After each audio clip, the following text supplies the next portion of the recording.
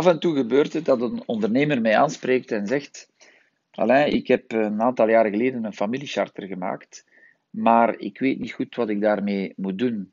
Er zijn weer spanningen, het gaat niet goed met mijn oudste. En dan pak ik dat charter en vraag ik mij af, ja, kan mij dit hier helpen?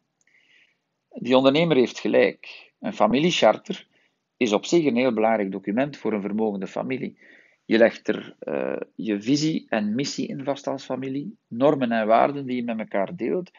Je kunt er principes in afspreken over deelname aan het bedrijf, schoonfamilie, ja of nee, vergoeding, actieve, niet-actieve aandeelhouders, hoe omgaan met geschillen.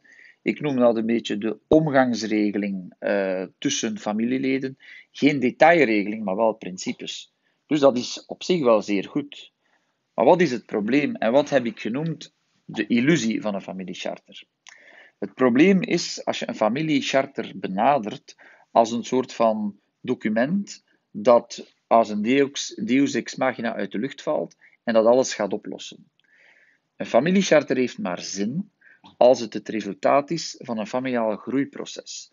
Als je als familie hebt samengezeten en samen een open gesprek hebt aangegaan, actief naar elkaar hebt geluisterd, begrip en empathie voor elkaar om te zien wat drijft ons allemaal en wat bindt ons. En als je vanuit zo'n open gesprek komt tot een visie en een missie, tot een common core van waarden die jullie verbinden, als je vanuit zo'n open gesprek komt tot zo'n omgangsregeling van een aantal algemene principes, en dan, na zo'n groeiproces van familiedynamiek, leg je dat vast in een charter, dan is het een andere zaak. Want dan is het charter een gevolg van een proces dat door iedereen gedragen is, dat een buy-in heeft. En dan is het wat we noemen een living document, wat je dan om de 4-5 jaar eens kunt herbekijken en updaten. Een familiecharter is dus een fantastisch mooie opportuniteit, een document waarin je het resultaat van een groeiproces vastlegt, en dan is het een zegen.